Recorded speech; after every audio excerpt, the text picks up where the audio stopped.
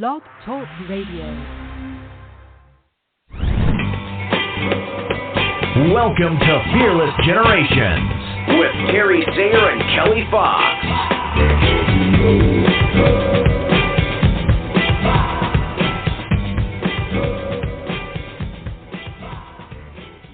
Hello and welcome to Fearless Generations, 12 Steps to Freedom. This is Kelly Fox. Thank you for joining us tonight. We are continuing the discussion on Step 3, Connection. And tonight we're talking about love and possibilities. And that sounds like a good topic to me. So let's get things going, and I will welcome my beautiful co-host, Terry Sayer. How are you doing tonight, Terry? I'm doing fine, thank you. How are you doing? I am doing good, always, when I get to be with you. Oh, you're so sweet. Yeah. Anyway, so I'm excited to get this conversation, as I said, going. And we have an awesome guest coach tonight. She has been on the show before, so please welcome back Melanie Yates. Welcome. Well, thank you. So good to see you guys hear you guys again. Yes.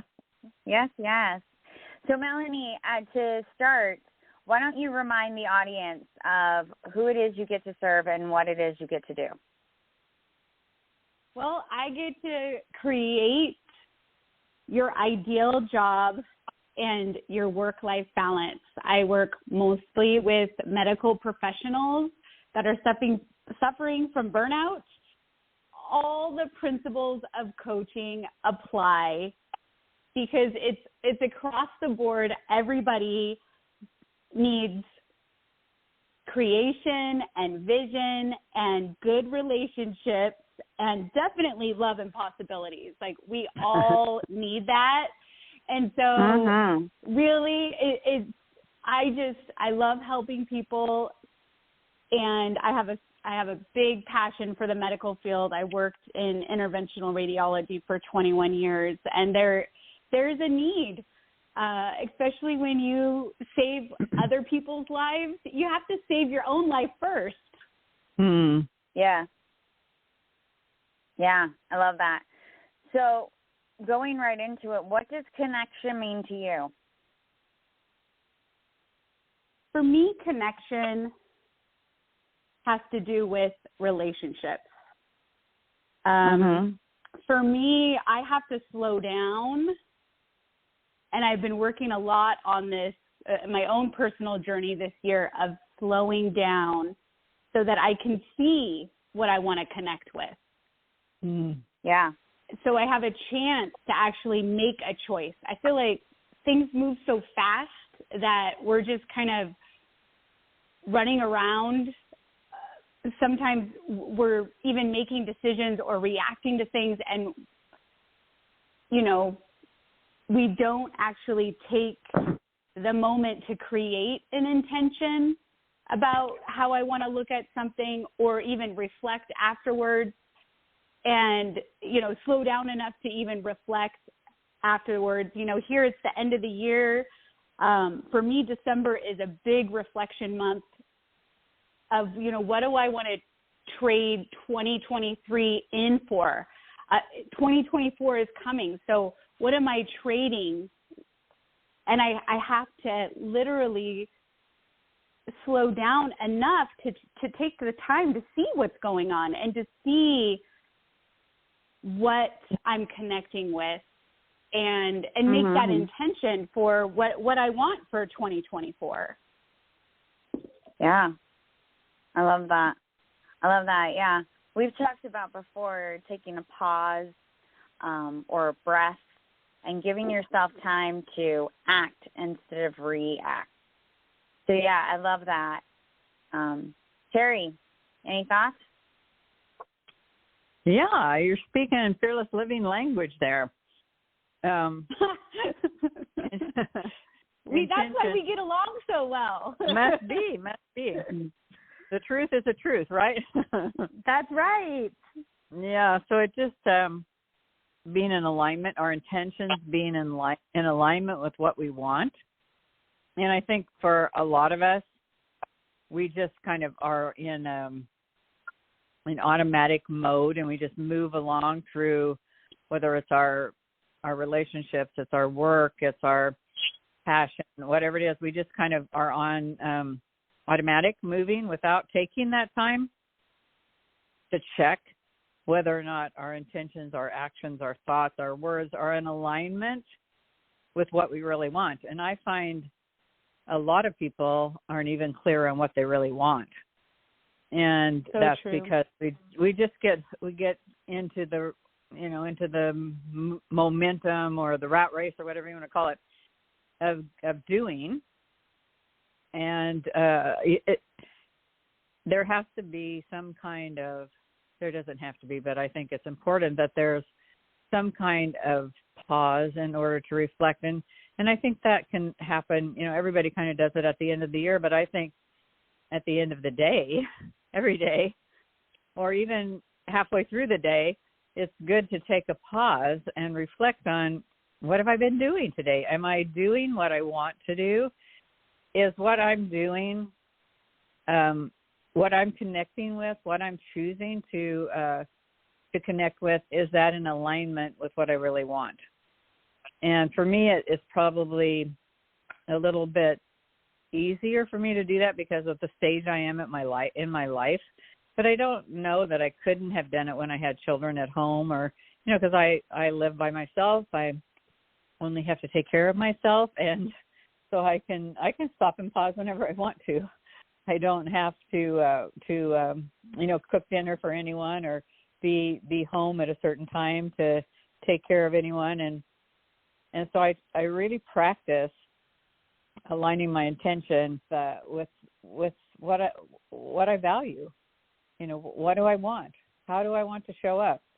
What do I want people to feel when I walk in the room? What's my essence? I can really stop and pause around those things because of where I am at this stage of my life.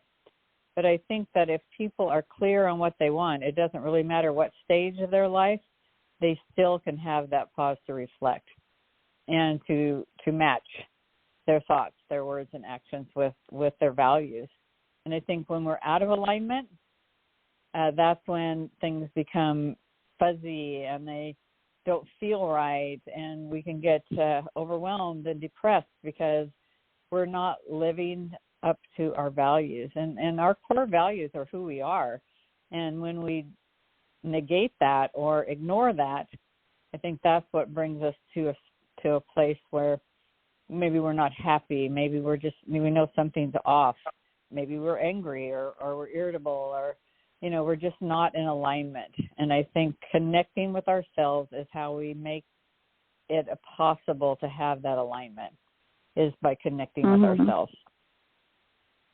Yeah. Yeah, absolutely. like you were talking about. Oh, go ahead. Oh, I just was agreeing with Terry. I love that. Really being clear on what you want is what stuck out to me. Yeah. And when you were talking about when you're someone who saves lives, you need to save your life first. I think with fearless living, it's always we start with ourselves. So connecting to ourselves, loving ourselves, because tonight is love and possibilities. Loving ourselves first is going to help us see possibilities. I think when we don't see our worth, we put our value on what others think our value is. We don't necessarily see possibilities. We don't necessarily see how our dreams can come true, or we can even have wants. I think when we can connect with ourselves, love ourselves, see our value, and move forward from that place, then there are possibilities and connections become even more deep and supportive.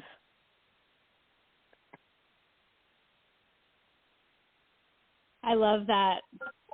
I was thinking, when you were talking, I was thinking about this connection to our future self. Yeah. Because what I do today affects Melanie 10 years from now, 20 years from now. Even what I do today affects 1 year from now. And I think we can get so focused in what's going on right now. We forget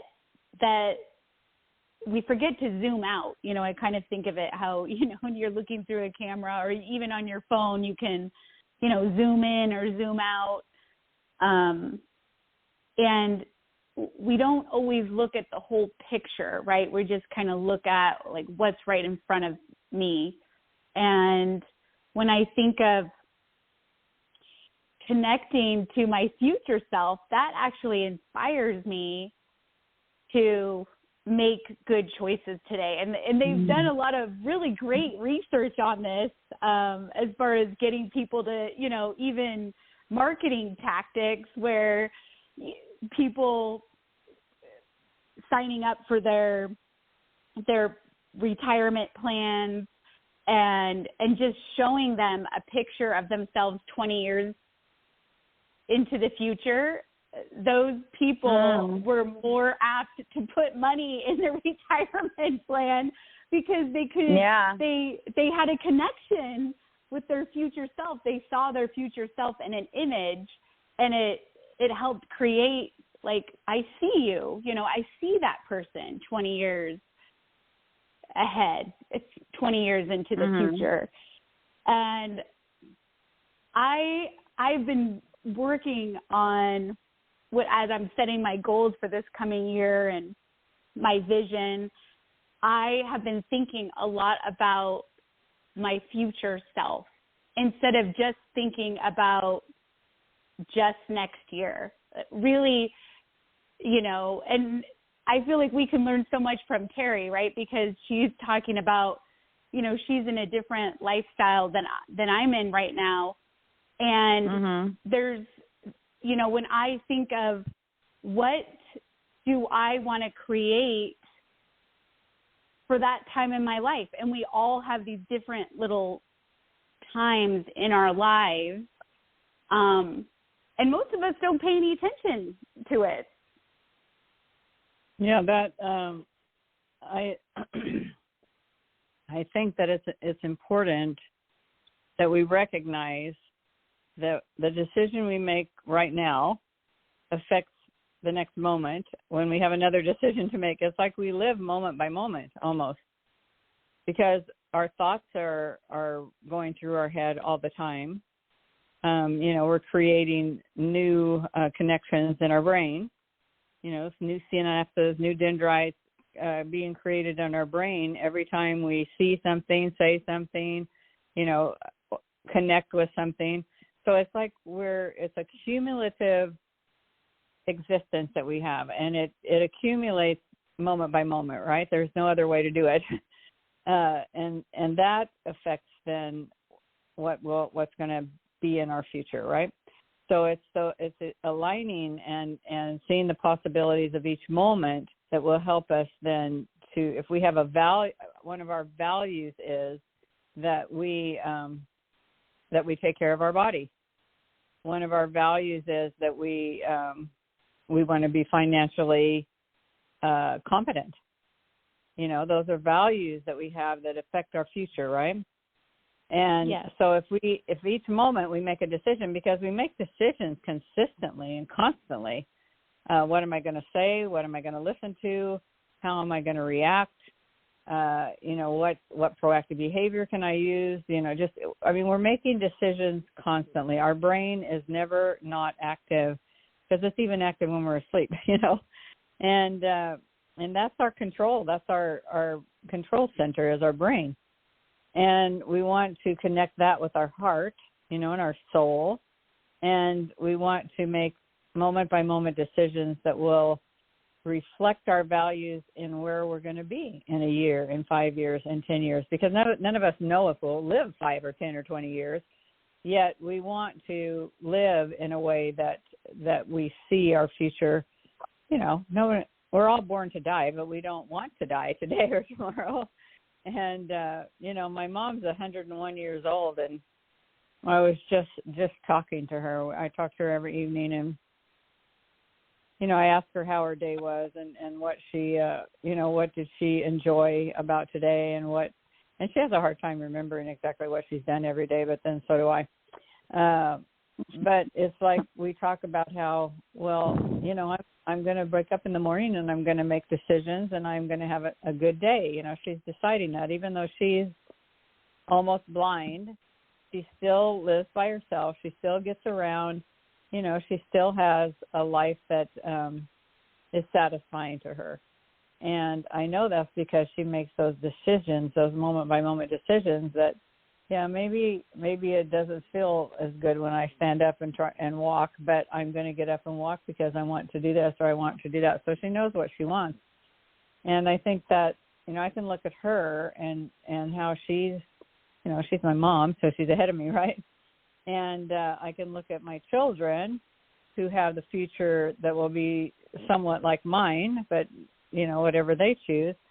And it's just those daily choices, those moment-by-moment choices that we make. Like I choose to get up and clean the kitchen, or I choose, and then in the morning when I get up in the kitchen, it's clean. Well, that makes tomorrow better. So it's just these little decisions that we make every moment that affect that down the road picture of what we'll be like, and knowing that we're not guaranteed that that's what we're going to have, but that's what we want. And so we make decisions now that affect our capacity to reach those that picture that we have in our mind. Yeah. Yeah, I was thinking, what keeps us from usually doing that? And I think, relationships, there are, restoring connection to relationships that maybe don't feel good. I mean, you just shared a beautiful relationship with your mom. I mean, that just gave me goosebumps. That's so wonderful. And that you have a mom that you can look up to and admire and respect. That's so wonderful. And then I meet so many people that are in turmoil with relationships in their day-to-day, or they just don't have that kind of mentorship around them.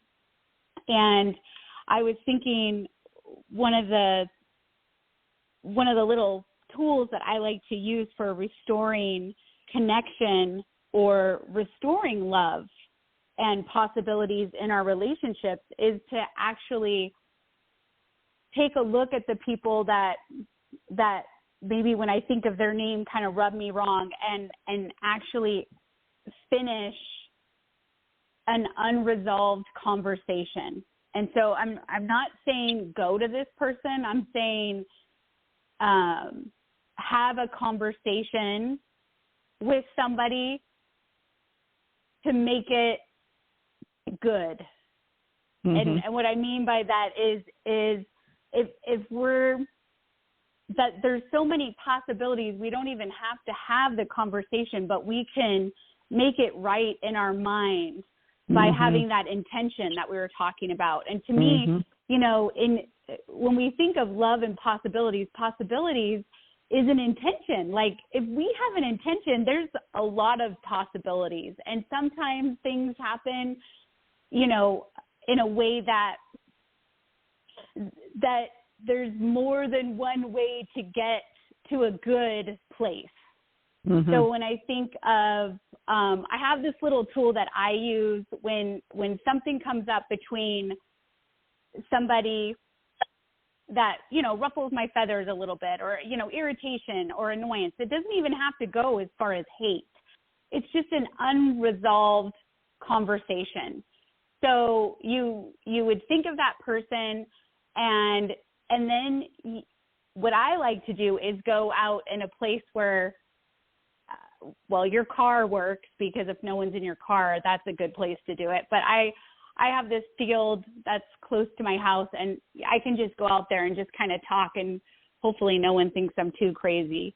But I'll have a conversation with the person, and really get out what I want to say. I'll start the conversation with the things that you would never leave your mouth. You know, I mean, I might even have to call them a name, right? To kind of open the throat, to just get it out, right? Because so many times we have to stuff our mouth or shut our mouth because it's just not polite. It's rude. It could get us into trouble. It's just, we don't want to treat people like that, but we feel it and it's in our head and we think it. So it's better to, instead of gossiping about it, like resolve the conversation, you know, and I'll even invite, you know, you can even invite God into the conversation. You can invite other things that can help uplift you, but really you're focusing on getting out what you want to say to the person in your imagination.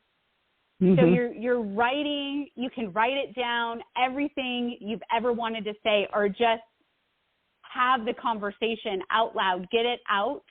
And then when you've finished your side of the conversation, forgive them. Yeah. And then ask them to forgive you. And you're literally, I visualize them in front of me, like it's really happening. And it's so funny. The mind is so interesting because what you believe, you get more of. And if I can believe I can forgive this person after saying what I really wanted to say and ask them to forgive me, there's something, your brain doesn't know any different than having the actual conversation. You know, and just even having the intention of, you know, I'm going to have a good day. That also, we're priming our brain to think positive, to think on a higher vibration, so that those possibilities, I mean, I can think on a lower vibration and that directs me towards those kind of possibilities. So I might as well give my brain the direction of where I want to go. Yeah. I love that. That's great. That's really, I'm going to remember to add that to some of the things that I do, because I don't believe you have to have the conversation with them. You can vent about the conversation. You know, when you get things out, I call that venting. You get it all out of you, and then you look. It's almost like it's hanging there in front of you, and you can say, "I don't even know if that's true," right? Yes.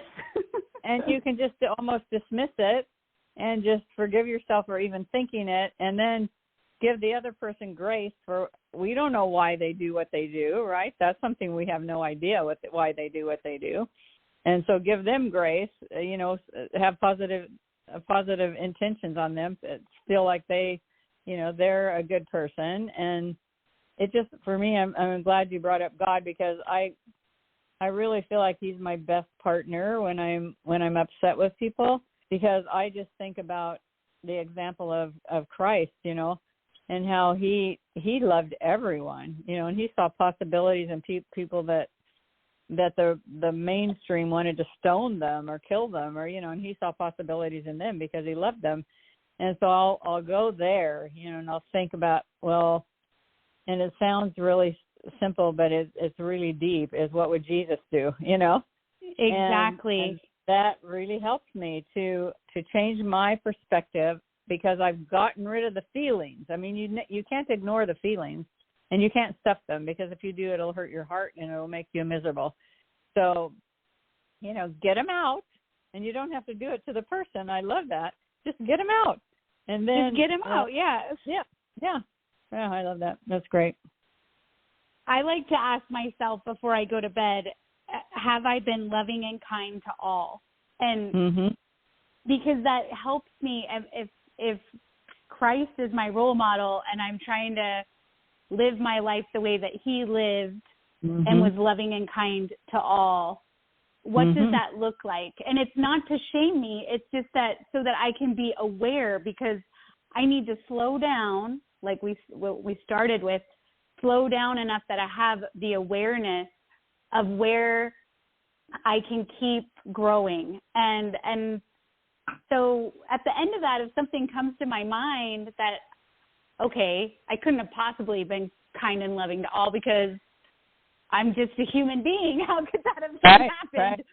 So it helps me bring to mind like how I want to keep progressing and what the intention is. And then if I haven't been kind and loving, that I can ask for forgiveness. Right. And, I believe that Jesus forgives Absolutely. often and is quick to forgive. And so it's not about making me feel bad. Mm-hmm. I mean, the whole point is to love one another. And so if I'm feeling bad about myself, how can I be present and available for all that love and possibility, right? Right. Yep. Ladies, I am loving this conversation, but we are almost out of time, and I want to give Melanie a chance to share how the audience can contact her or if she has anything coming up that she wants us to know. Thank you. Yes, anyone can reach me on happyjoyousandfree.org, also LinkedIn, and on Facebook, Melanie Yates. I am always working on workshops for bettering your relationships and also burnout. So many people are hurting from burnout, and especially in the medical field. And so we are showing the world that there is a solution and not to give up, because there's always a possibility. There's always love and choices, and that brings about an amazing life. Yeah. Thank you so much. Thank you for being here, Melanie. I have enjoyed this conversation and have gone away with a new tool. I'm so glad. It's always a joy to see you guys, and I just love your podcast that you put out and the energy that you put into the community. And I just wanted to thank you for showing up and continuing to bring good to the world and to bring awareness to the world. And these 12 steps that you guys talk about are just amazing. And I'm loving the way that they kind of blend with the principles that I like to teach. So thank you. Yeah, thank you. Thank you. We want to remind you all that the 12 Steps to Freedom were created by Rhonda Britton, the CEO and founder of the Fearless Living Institute. If you would like to know more about Fearless Living, please go check it out at fearlessliving.org.